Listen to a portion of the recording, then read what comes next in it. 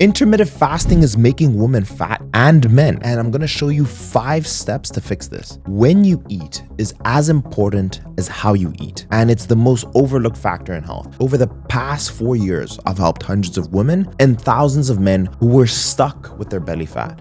And they were following a diet. They were doing intermittent fasting, even doing 24, 36, 48-hour fasts. And this could be making you fat, so watch the video until the very end. Once Sandra followed these 5 mechanical rules of fasting, she finally released her 50 pounds. Dr. Ruth finally released her baby weight. Jasmine finally lost that 15 pounds where she could finally see her abs. And even Kathy, who was skeptical, even when her husband was on my program, trusted the process and she saw the weight released. And it was counterintuitive. So that's why I say you should watch till the end, because it's going to make perfect clear sense. And even with Trish. But let's not waste any time and dive straight into the 5 mechanical rules of intermittent fasting. First thing we need to do is set the stage. 80% of the genes in our body operate in a strict 24-hour schedule, meaning that these genes go from high to low, back to high again. And when their expression is high and low is dependent on time, and this can unlock positive health effects. Without these mechanical rules, intermittent fasting can backfire for women. There can be weight gain, hormonal issues, poor sleep, menstrual cycle disturbances, and even fertility problems. Men and women differ physiologically. Women need specific strategies for intermittent fasting to be effective. So let's start here. Now, what is intermittent fasting? In short, time-restricted feeding. You are restricting the time you eat based off of time. And this shifts your body, and think of it as a switch between on and off. Your body's off when it is in a fed state, this sugar burning state when you're eating, right? Your body breaks down the carbs into glucose, and in the opposite direction, when you're on, you're in a fasted state, a fat burning state, and your clock genes or your circadian genes control everything from fat burning to muscle building. And these clock genes are primarily controlled by light and darkness. That's why they're called circadian genes. They regulate the processing and cellular repair. They also are disrupted depending on your eating patterns. So if you're eating all the time, your whole body suffers. Your inflammation spikes, your metabolism lowers, and your recovery can even diminish. But this can be fixed with the 5 mechanical rules. There's a massive 2024 study, the study of the studies, confirming that intermittent fasting will help you with the weight loss. It will help with your metabolic health and your overall well-being, reduces insulin, improves liver function, decreases inflammation, better gut health, improved brain function, and that is just the tip of the iceberg. So with the average American diet, when you're constantly feeding, you never truly reach a fed state when these genes are turned on. And fasting allows us to switch from this sugar burning state to a more fat burning state where we're using ketones as a source of energy. In short, and we all know this, I've experienced every single one of these things, is that my fat loss and metabolic health is so much better. Your insulin levels are lower just because you're not eating, right? The moment carbs are in your body, insulin spikes. But because you're eating in a certain window, your insulin is much lower. That promotes fat burning, and this is a natural caloric deficit. Exactly why people lose weight. Number 2, liver health. Giving the liver a break improves overall function, reducing inflammation and oxidative stress. Fasting triggers a thing called autophagy, and I want you to think of this as spring cleaning. There's cells that are removing all the dead waste in your body and getting rid of it because you're finally giving the body a break for it to function. You're now turned on while you're fasting. Gut health. Your gut rests and improves your overall gut microbiome, and one of the biggest systems of your immune function is in your gut. Your digestion's improved as well. And finally, from this tip of the iceberg, your brain health is improved. There's an increase in BDNF, which stands for brain-derived neurotrophic factor. There's better mental clarity, better sleep, better memory. I even think faster when I'm more fasted like I am right now compared to when I'm fully fed. I'm tired. It's hard for me to have thoughts strung together. But what makes it so different for women is this, and it's very simple. Women's bodies are designed to bear a child. This means that they're more hormonally sensitive to changes. In a food-scarce environment, men's bodies, for example, will lean up, optimize strength, for them to go and hunt and to be able to eat. Whereas when women's bodies is scarce, they want to conserve energy. They'll gain weight, they'll halt the menstrual cycle, and this is a protective response that helps the body preserve its natural sexual energy. And when energy is scarce, delaying reproduction until conditions are more favorable. So think of your body as this careful budgeting system. When you have plenty of energy, like having a big paycheck, the body spends everything it needs. Now, this is how it functions. In your brain, we have a thing called the hypothalamus, and it's your budget manager. And kisspeptin, which is the hormone that's released, is like this alert system. Think of it as the guard. When energy is abundant, kisspeptin alerts the finance manager, and it releases and tells the finance manager, hey, it's safe to release gonadotropin releasing hormone, also known as GnRH. And this will start the menstrual cycle or start that entire cascade. But when energy is scarce, your kisspeptin drops, and that alerts your hypothalamus and tells the brain to hold back on GnRH. And this will lower your luteinizing hormone, also known as LH, and your follicular stimulating hormone, also known as FSH. Overall, it causes the ovaries to cut back on estrogen and progesterone and potentially disrupting menstruation. This is like activating the emergency savings plan. Non-essential spending is paused, focusing only on survival, with kisspeptin as the first signal to conserve resources through tough times. And this is exactly what's happening to a lot of women who are doing these crazy fasts. And I'm going to show you how to do it correctly. And what we should also note is women have higher baseline levels of cortisol, which means that they're more sensitive to stress that can elevate cortisol even more. The difference is partly due to hormones like estrogen and progesterone, which fluctuate throughout the menstrual cycle. During different phases of the cycle, for example, so we have the follicular phase and the luteal phase. In the luteal phase, when progesterone is high, it's as if there's a volume on this alert system that gets turned up even more, making women especially stressed and sensitive to stress. This is what we need to realize. Women's bodies are amazing. They're incredibly adaptive, efficient at regulating cortisol to maintain balance. But this heightened sensitivity means that lifestyle changes like fasting, intense weight training, emotional stress can trigger a stronger cortisol response in comparison to men. So, what does this mean? A lot of women trying intermittent fasting end up finding that it doesn't work for them and it doesn't help them lose weight. They even gain weight, especially around men. They have an increased anxiety, an increased immune function, poor quality sleep, acne. They may experience mental irregularities and even infertility. And there's a study by the Journal of Neurology which showed that when intermittent fasting is done correctly, there is minimal effect on women's estrogen, gonadotropins, and prolactin. But this is only possible when the intermittent fasting is done correctly. So let's jump into the 5 mechanical rules. Mechanical rule number 1 is what I call progressive fasting. So right here with this jug that you see in front of you, this is the ladies and the men eating all the time, right? And there's no time restriction. You have breakfast, lunch, dinner, you have snacks, you're eating out. And here we're going to introduce the different fasting times. What happens and what I recommend is going from eating all the time, number 1, to going to a 12-hour fast and a 12-hour eating window. So look at this.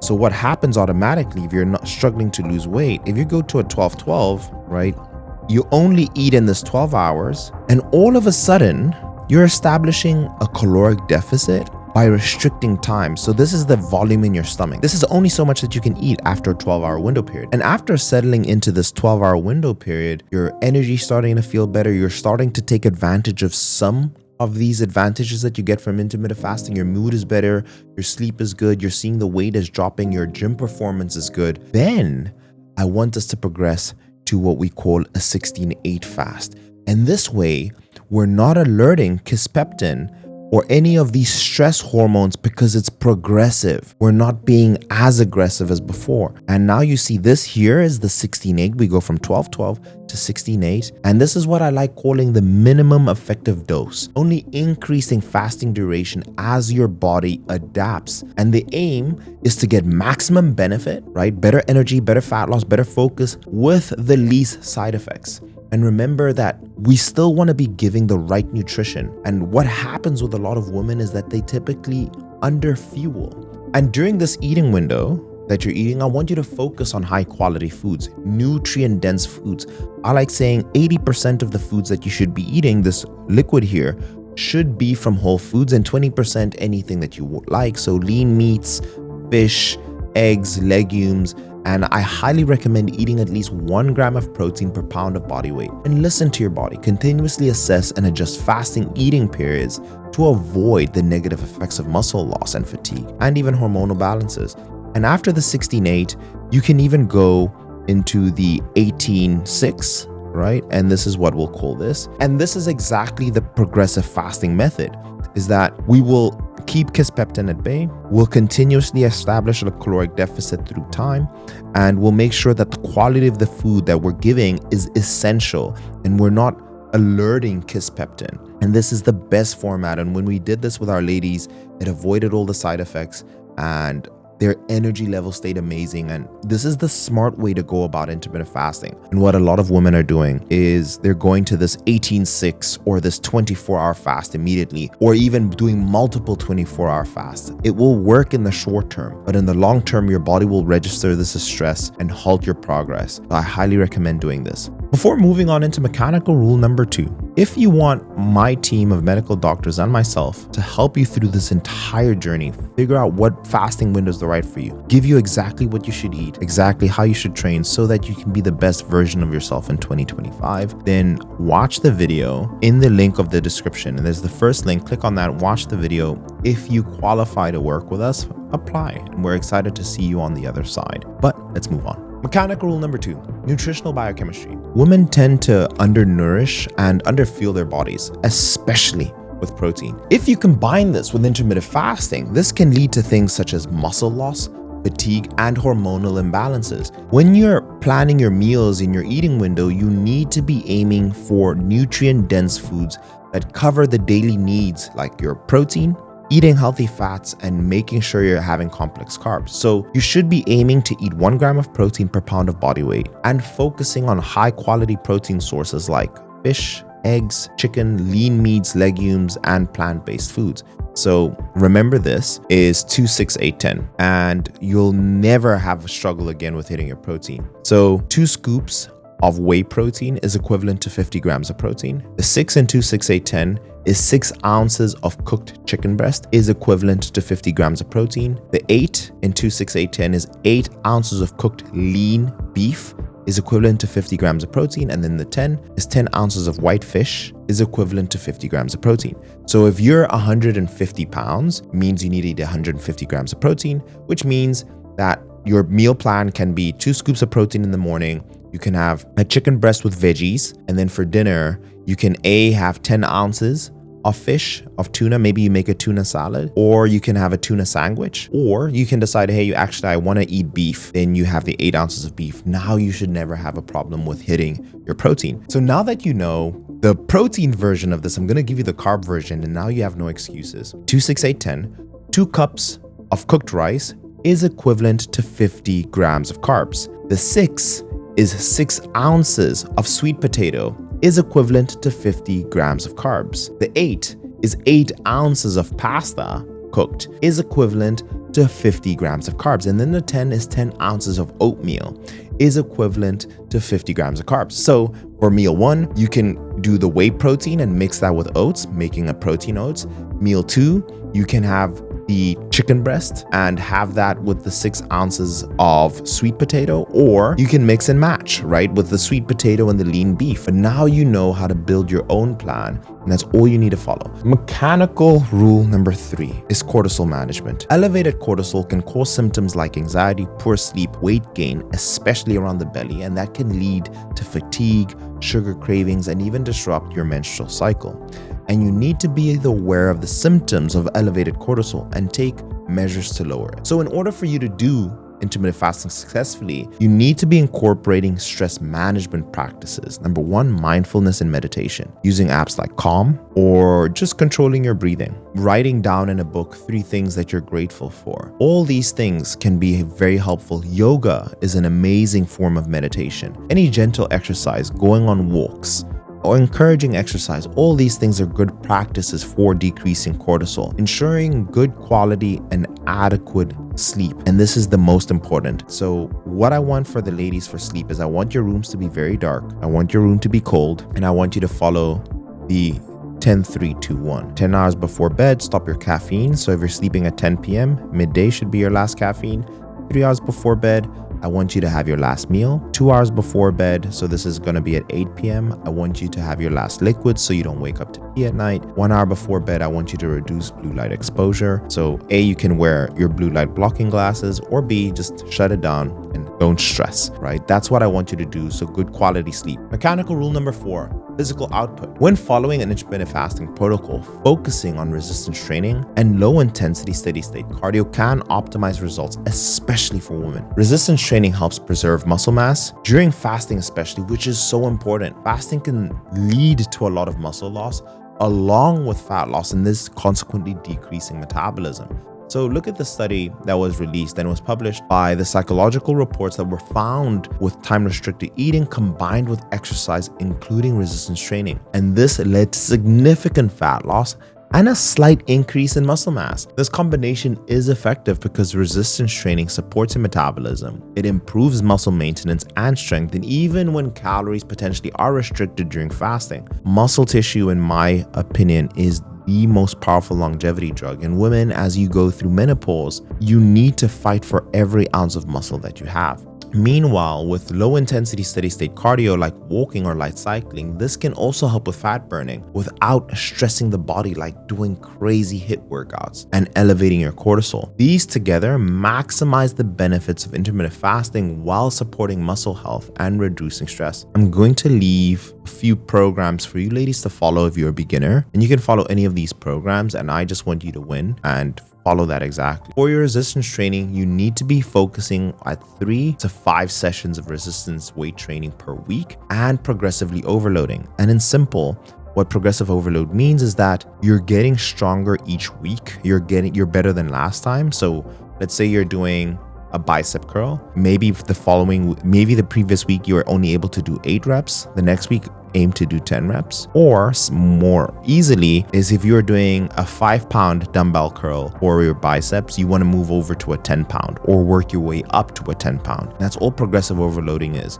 just doing better than last time and getting stronger. And I promise you, you won't look like a guy simply because men have 10 times more testosterone than women. You will get toned. That's the look you're gonna get. And I would say aim at a maximum of 15,000 steps. So work your way up. Let's say you're at 8K steps right now and use an Apple Watch, and then go to 9K, 10K, 11K, and maybe you're at 10K already, then go to 12K. But I want you to also progressively increase your steps. Mechanical rule number 5. So for women who are cycling, understanding how the menstrual cycle affects energy and fasting tolerance can make intermittent fasting more effective for you and sustainable. So during the follicular phase, starting with your period and leading up to day 14, which is your ovulation each day and your estrogen levels rise, think of estrogen as the hormone that helps your body feel more energized, more resilient, and it's a more get up and go. It's a motivating coach. Higher estrogen levels can enhance your mood, can enhance your energy, and make you more tolerant to fasting. Many women find it easier to stick to fasting schedules during this phase because your body's primed to handle physical and mental challenges, somewhat like having this reserve in your tank. It does this by improving your insulin sensitivity. So during this time, your body's taking glucose and putting it directly into your muscle tissue. Your body's very, very effective at also utilizing fat as a source of energy. It also increases serotonin, the happiness hormone, and it reduces cortisol. And that's the wonders of estrogen. In contrast, after day 14, we enter the luteal phase from ovulation until the start of the next period. This is where your progesterone starts rising, and it's a more calming, nurturing hormone, often signaling the body to conserve energy and prepare for potential pregnancy. So think of it this way, your body's moving into a more conservation mode, seeking stability, nourishment, and less intense demand because your body's preparing for a potential baby in there. And during this time, women might benefit from shortening their fasting windows or adapting gentler fasting periods. So if you're maybe at an 18-6, moving back to a 16-8 can be better, or even a 12-12, and focusing on nutrient-dense foods again to sustain energy levels and support your body's needs. And again, Women are very interdependent. This may be different from woman to woman, and I want you to take the nuggets from different parts of this video and apply it to yourself. Not all women need to adjust their fasting schedule based on the menstrual cycle, but it is helpful and it is a smart strategy to keep in mind. If you're struggling with elevated cortisol, or you're not seeing the desired results from intermittent fasting, it's something that you can consider adapting. But also, of course, working with a professional in this field is going to make the whole journey more easier and so much effective for you, and also safe for yourself. But those are the 5 mechanical rules of intermittent fasting. And let's say you're already fasting and you're stuck between a rock and a hard place. The analogy I always give my clients is that losing weight is like a math equation. You can start the math equation and maybe midway through figuring out what the answer for X is, you can make a mistake. You're always going to get the wrong answer. So how to fix this? Starting over. So my recommendation is start over with a fasting journey. Start with a 12-12, restart your calories that you're eating. Maybe start eating at maintenance for about a month and then work your way down. Remember, getting in shape is not just a 1-month thing. It's for the rest of your life. I want you to be successful. Ladies, let me know in the comment section down below what your experience with fasting is. What is the perfect fasting time for you? And I think it will help so many more ladies out there, and guys as well. Let me know what the best fasting window is. Right now, I'm actually doing a 24, and that works perfectly for me. Let me know for you guys. Leave the video a like, and I'll see you in the next one.